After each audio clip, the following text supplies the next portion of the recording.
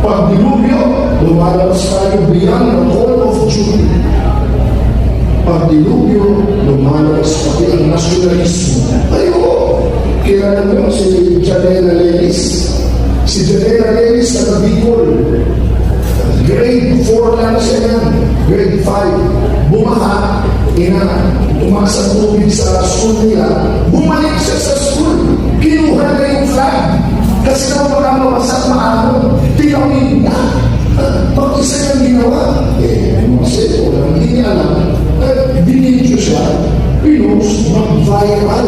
Kaya pinatawag si Janela Lelis sa Gerget. Ginawang scholar hanggang kolehiyo. Ngayon, tapos ka si Janela Lelis. Dahil sa kabalanihan, iligtas ang pagdila.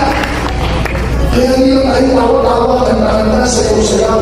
Nakataramihan natin yan. But we rise up at education, lalo na pag may problema. Kaya nga tayo, kahit na hanggang bumungay yung tubig, magpupos na tayo, aahon tayo.